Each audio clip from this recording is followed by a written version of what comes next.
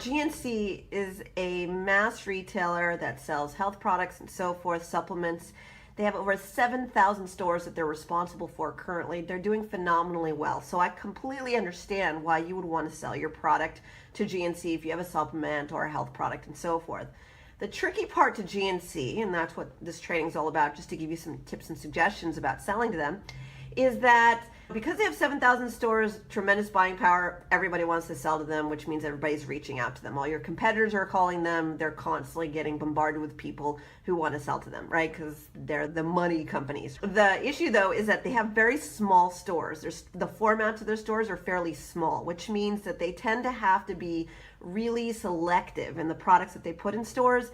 And the problem with that is if you have a new invention or whatever, they're going to be looking at your numbers, your sales, and so forth, because they only have a certain amount of space allotted for any physical product. So number one, if you have any interest in selling a GNC, come up with a great story. Either you're selling this product really well somewhere, or it's new, interesting, innovative, the next level of something that's going on in the health industry, whatever it is, you definitely want to consider that. Now, I sell and I work with a lot of Amazon sellers, and a lot of them are doing phenomenally well right now with supplements. And so I get calls all the time from you guys who sell a really common supplement, and you will now want to sell it to GNC because you're making millions of dollars online, and now you want to sell it there.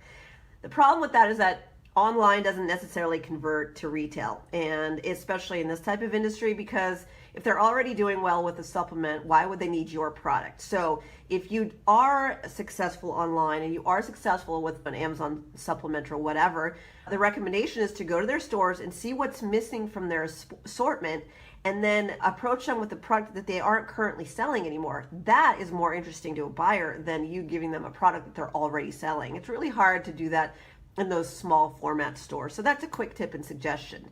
Honestly, go there, see whether or not that there's one product that you have that would fit in there that they're not selling anywhere else. That's a really nice angle for people to get their products into those stores. So anyways, I hope that helped. If you want to know actually what to say to these buyers to get them to buy, how to find the buyer's contact information and so forth, definitely want to learn a little bit more before you approach them.